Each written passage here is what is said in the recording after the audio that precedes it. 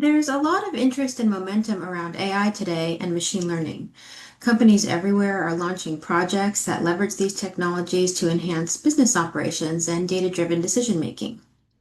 A key part of these solutions involves not just building machine learning models, but easily deploying and scaling them in production, which can be significantly more challenging and time consuming. I'm Sherry LaMonica with AI and Machine Learning Product Management at Oracle. Today, we're going to talk about how you can go to production faster using Oracle Machine Learning. We'll cover the reasons you might want to leverage machine learning, where models come from, and how you get your models into production. We'll also look at the new features in Oracle AI Database 26AI that further enhance and streamline the workflow. I'll show a demo as well. So let's start with an introduction to Oracle Machine Learning, or OML. Oracle Machine Learning brings powerful algorithms directly into your database. By eliminating data movement and separate analytical engines, OML simplifies your architecture. There are no third-party tools to manage or integrate. And OML provides over 30 scalable in-database algorithms accessible through SQL, Python, and R. It integrates seamlessly with tools that can invoke SQL queries like Oracle Analytics and Apex, making it easy to build and complete analytical solutions and rapidly deploy them to applications and dashboards. Now, let's look at some of the use cases organized by how they impact business. The use cases apply horizontally across organizations. On the customer side, segmentation, loyalty prediction, lifetime value, and churn. For products, next best offer, cross-sell, and demand forecasting. And for equipment, predictive maintenance, root cause analysis, and failure risk. For employees, we look at retention and prediction, hiring optimization, and training needs analysis. And these use cases are not industry specific. They map to problems across many lines of business. So now let's explore the machine learning techniques that address common use cases. So why use machine learning models? Well, here you can see a range of machine learning techniques mapped to real business problems. Classification can help you identify which customers are likely to churn or which claims might be fraudulent. Regression handles numeric predictions like what should this house be worth or how much revenue can we expect next quarter. Time series gives you forecasting for demand planning and sales projections. Clustering helps you discover natural groupings in your data like customer segments. Association rules generate recommendation for cross-sell, upsell, and product bundling. And anomaly detection flags unusual cases that need a closer look, whether that's fraud or a network intrusion. Now, the important thing to notice here is that these techniques are not siloed. Take fraud detection, for example. You could approach that with classification, anomaly detection, or even clustering, depending on your data and what you're trying to predict. And similarly, customer segmentation could inform a churn model, or a regression could help you score a churn risk. A single business problem can often be addressed by multiple techniques, and choosing the right one depends on your data and your goals. And these examples are just a starting point. There's a lot more that you can do beyond what's listed here. What components does OML have to help you with these use cases? Here's the family of OML components and where they're available. So notice that the components listed in the first column are available in Autonomous AI Database Serverless. The second is for Autonomous AI Database Dedicated, and the third column is for on-premises Oracle AI databases. As you can see, OML supports multiple interfaces for different workflows and programming language preferences. So OML for SQL lets you build models and score data in the database using SQL and PL SQL. OML for Py and R give Python and R users access to the database as a high-performance compute engine. OML Notebooks provides a collaborative environment with SQL, PL SQL, Python, R, and Conda interpreters, as well as Markdown. And for those who prefer no-code approaches, we have an AutoML UI for automated machine learning and OML monitoring for tracking data model and quality in Autonomous AI Database. OML Services in Autonomous AI Database provides REST APIs for model management, deployment monitoring, and data bias detection. The variety of OML components makes it flexible for the user, meaning you can pick the tool that fits your workflow. So we've seen a variety of use cases and machine learning techniques, but what enables us to address these use cases? Each technique is supported by one or more algorithms that operate on data to produce machine learning models. And these models enable us to generate recommendations, predictions, and insights. So let's say that you built or you were given a model. Well, what can you do with that model? You can generate recommendations based on new data. Which products should you promote to a given customer? Which customers should you target? What's the next best action? For example, you may want to do this interactively through a dashboard or as a batch operation to produce a report on targeted customers to contact for a marketing campaign. You can also make predictions like estimating what a house should be valued at, or whether a claim is likely fraud, or how likely an employee is to leave. And beyond scoring new data, the model itself can contain useful insights. What defines your customer segment? Which features in your data are most predictive?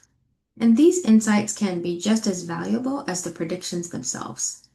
So when we talk about generating recommendations and predictions, the model is one of the inputs into a machine learning scoring function, along with the data, and the insights, just like predictions, can be included in dashboards and reports.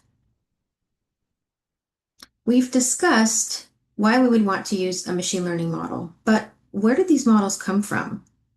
With OML, models can come from a variety of different sources. In terms of tools, there are multiple options used by people in a variety of roles with different preferences. Maybe you prefer SQL, PL/SQL, R, or Python, or maybe you want to use automated machine learning. In the middle, you can see open source tools, for example, using Python with scikit-learn, Keras, PyTorch, or TensorFlow.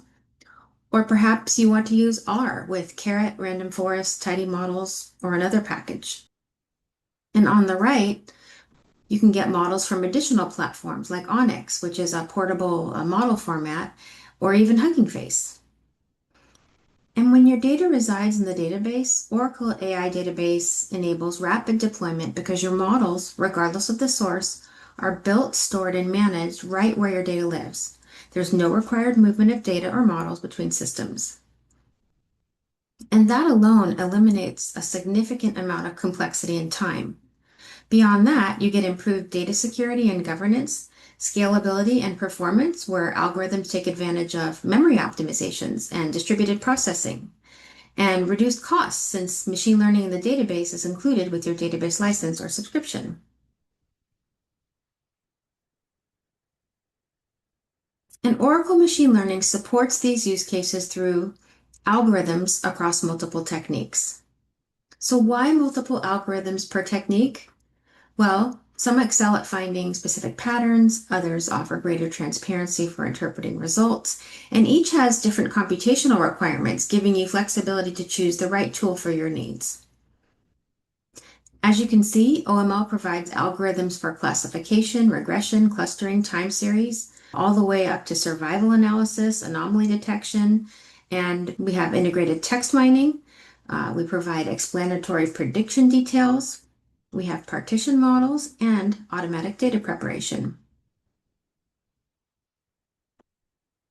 So what makes these algorithms different from the ones that you can get from open source packages or other vendors? Here are a few key differentiators. We have in-database, parallelized distributed algorithms. There's no need to extract data to separate engines. These algorithms have been reimagined and redesigned to offer scalability across cluster nodes and optimize memory use by not requiring all of the data to be loaded into memory at once. Scoring or inferencing can take advantage of the Exadata storage tier function pushdown optimizations for even faster inferencing, especially for large-scale batch scoring.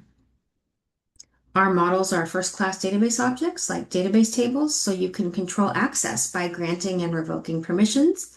You can audit user actions, and you can export and import models across databases, and they're also part of the database backup, recovery, and security.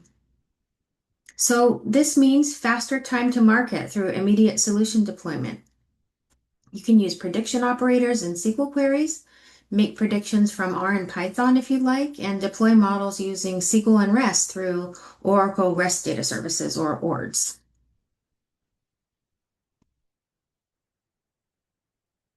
Oracle Machine Learning is optimized for RAG and Exadata systems. Our algorithms are designed to enable distributed parallelism and scalability across your cluster nodes. Memory utilization is optimized because data is brought into memory incrementally as needed rather than loading everything up front. Models are cached and can be shared across queries for efficiency. OML leverages disk-aware structures, relying on the database's storage management features. And if you're running on Exadata, you get even more performance benefits because scoring takes advantage of storage tier optimization with function pushdown, and this all makes large-scale batch inferencing significantly faster. Now, to install the Oracle Machine Learning components, it's worth noting that all of the components are available and installed on Autonomous AI Database. But for on-premises Oracle AI databases, OML for SQL is included with the database, so no installation or configuration is required. If you have the database, OML for SQL is already there. With OML for Pi and OML for R, the server packages are shipped with the database, and the server installation, along with Python and R, and then the required third-party components are configured by your database administrator. On the client side, OML for SQL can be called by any SQL client like SQL Developer, and that in addition to being able to run PL SQL and SQL Developer also contains the Oracle Data Miner drag and drop interface that supports some of the OML components. We provide client-side installations for the user to configure for their preferred client machine. For OML for R, we support Linux clients, where RStudio Server can be installed as an IDE by the user. With OML for Pi, we support Linux clients, and with the latest version, a Windows client is also supported. And for Exadata, OML for SQL is available because it's available in the database, and OML for Pi and OML for R are configured on each database node with the option to configure a client on the user side. Let's take a closer look at OML for SQL. So OML for SQL empowers data scientists and SQL users with native SQL and PL SQL machine learning functionality. You can build and evaluate models using in-database algorithms through the DBMS data mining package. And the built models are immediately available for scoring using SQL queries with integrated SQL operators. Model detail views provide an inside look at model performance and other metadata. And you can import and export models across database instances. You can use dense vector embeddings as input to multiple in-database algorithms in 26AI and import ONNX format models, including text and image transformers for native use within SQL queries, also in 26AI. So here's an example of building a classification model to predict customer behavior, and specifically whether they'll buy travel insurance. Using the DBMS data mining create model 2 procedure, you provide a model name like buy travel insurance, specify the data using a query, set your algorithm, so here it's support vector machines, specify automatic data preparation, and then define your target column. Now, once you build the model, you can use it immediately with SQL prediction operators. For example, as you can see at the bottom of the slide, using prediction probability on the buy travel insurance model, that provides predictors directly in the query for singleton scoring, or you could perform large-scale batch scoring on all records in the table. One powerful feature that we offer are explanatory prediction details, which allows you to identify which predictors contribute most to a given prediction.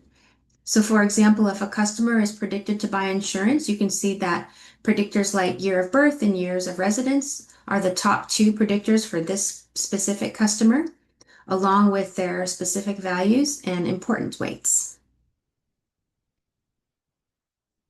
Another feature is partition models. Here, OML automatically partitions data using one or more columns and builds a submodel on each partition. And all of the submodels are provided to the user as a single unified model that can be used directly for scoring. The system determines which submodel should be used based on the values provided in the partition columns at the time of scoring, and it does this automatically. And now Oracle Machine Learning for R and Python. So OML for Py and OML for R. They provide data scientists with open source environments. So you can use Oracle Database as a high performance compute engine through proxy objects and function overloading. You can access the in-database machine learning algorithms from Python and R and use OML for Py's automated machine learning. You can manage Python and R user-defined functions and objects in the database. Integrate your results into applications and dashboards using SQL and REST. And you can augment functionality with third-party Python and R packages. And you can also invoke these functions from SQL using database spawned and managed Python and R engines. And there's no need to provision Python or R engines for solution deployment. So here's how you can build the in-database machine learning models using the different interfaces. The PL/SQL approach uses the DBMS data mining package. The R approach uses familiar R syntax with data frame proxy objects and the ORA ODM SVM function. And the Python approach uses the familiar fit method with separated predictors and target variables. Each of these produces a model in the database that can be used from their respective interfaces. And as we're showing, you can also use them through the SQL interface with prediction operators. You can store Python and R objects in the database using data store functions. And this avoids having to store native R and Python models in flat files. Instead, you can keep everything unified in the database with backup, security, and recovery. So the use cases here involve persisting R and Python objects to reuse or share with other database users, potentially passing arguments to user-defined Python and R functions for embedded execution, and preserving OML for Py and OML for R proxy objects across your sessions. As I mentioned earlier, one of the features for OML for Py is automated machine learning, or AutoML. And this simplifies the modeling process. AutoML supports automated algorithm and feature selection, as well as automated model tuning and selection for classification and regression.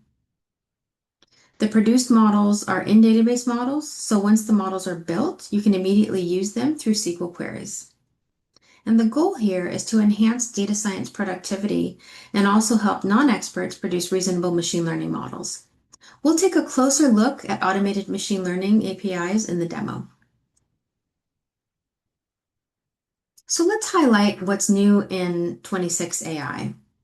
For bringing your own models to the database, we support ONNX, which is a portable open source model format that lets you import models trained in other frameworks. ONNX Model Import supports classification, regression, clustering, re-ranking, text classification, including sentiment analysis, and text and image embedding models for use with AI vector search. We've also added Boolean data types to support expanded tables to 4,000 columns. Previously, we were limited to 1,000. We have automatic data preparation, which now efficiently handles high cardinality categorical features, which is a real-world challenge with many real-world data sets. For model governance, we now persist the data query with each model, providing complete data lineage for compliance and auditing. We've enhanced partition models with improved performance when you're building with a high number of partitions. For in-database algorithms, we've expanded with survival analysis through XGBoost, text feature extraction using doc2vec embeddings, new GLM link functions for binary classification interaction and monotonic constraints in XGBoost, automated time series modeling selection, multiple time series forecasting for regression, and anomaly detection using expectation maximization clustering. These capabilities are available in 26 AI, and if you're using 19C, there are some compelling reasons to upgrade. So to summarize, OML allows you to rapidly deploy your applications with a simpler solution architecture leveraging Oracle's Converged database. By virtue of being part of the database, the machine learning functionality is immediately available to you. You eliminate data movement for database data, use multiple language APIs, including SQL, Python, R, and REST.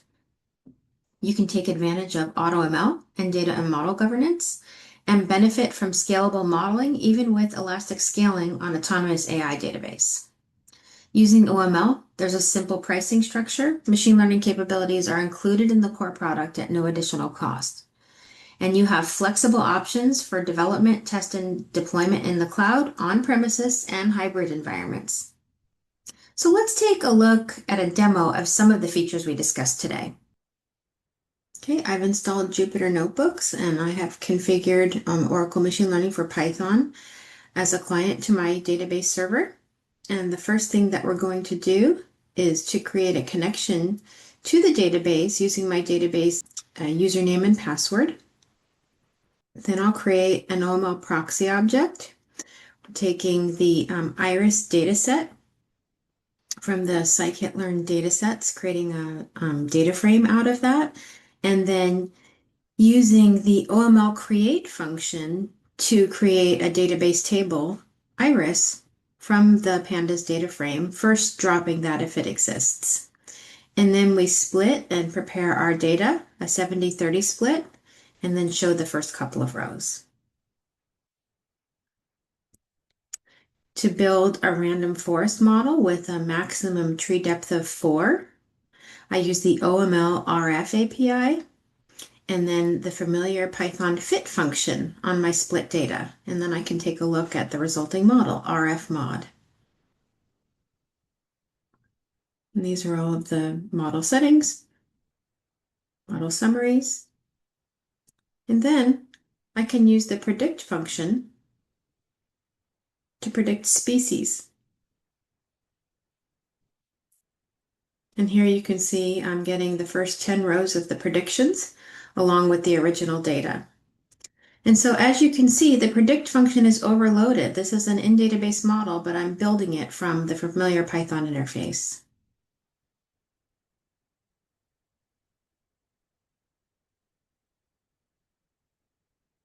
OML for Pi has a transparency layer where I can operate using familiar pandas-like operations on this proxy object in the database. So here I'm using a crosstab to compute a confusion matrix for the predicted results. If I want to look at the column names for my proxy object, Iris, I can look at the columns. View summary statistics like min, max, mean, median, and skew. And all of these computations are being offloaded to the database and the results are being returned to my Python client. I can do data filtering. So I want the rows where petal length is greater than 1.5 and sepal length is equal to 5.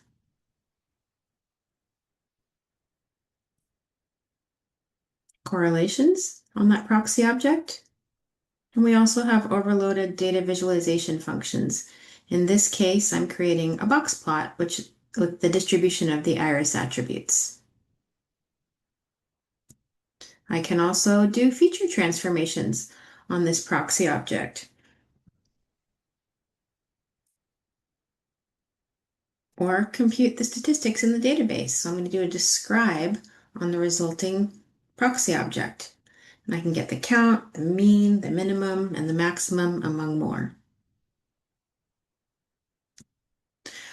For automated machine learning, I have algorithm selection. So here I'm passing to the algorithm selection API. I want to do classification with the score metric accuracy, and I can optionally run that in parallel. And I'm selecting the top 3 algorithms that are coming back. And as you can see, the top 3 algorithms that were returned are random forest, decision tree, and support vector machine linear. For feature selection, I can see what are the most relevant features. Classification, score metric accuracy, again, parallel to, and it's returning petal width. And then for model tuning, return the best model after it's been tuned. And in this case, it's returning random forest. If I want to show all the model settings that were tried during the process, I can do that. And here you can see all of the settings that were tried, and then we organize them into this table with ranking, accuracy, and the model settings that were tried. I mentioned in the slides that we have the concept of embedded Python execution, where you take your Python or R code, in this case we're just showing Python, and you can save your scripts in the database and then run them from Python or SQL. So here I'm creating a training function for Iris. It's a Gaussian naive Bayes training function. I save the training function as a script into the database, overriding it if it already exists there. Okay, and then I'm going to use the embedded Python execution function table apply, pass my proxy object, the script name, and then recycle my database connection, and I can run this from the database. And the output of this script is none, only because the only thing I'm doing is saving my model that I've built to the data store. With my prediction function, I'm using OML DS_load to load that model from the data store into my function, and I'm predicting in batch, so multiple rows. I'm also storing this script in the script repository if it doesn't exist. Then I'm using the embedded Python execution function table apply, recycling my database connection, and pulling the predictions into local memory so that I can view them. So the key benefits here, there's no data movement between the database and Python. We have scalable processing for large data sets, familiar pandas, syntax, and enterprise-grade security and governance. And this is just OML for Py. OML for R has a very similar architecture. You can also call all of these functions through SQL as well. So here's where you can go to learn more about OML. Our OML webpage and blog have the latest updates. The GitHub repository has code examples and notebooks across SQL, Python, and R. Our office hours are live sessions with updates, how-tos, use cases, and demos. We have a library of past sessions you can view anytime. And Oracle Live Labs has hands-on workshops where you can try OML on Autonomous AI Database yourself. I would start with the Overview Fundamentals workshop. It contains highlights of the components we discussed today, and you can be up and running in 15 minutes.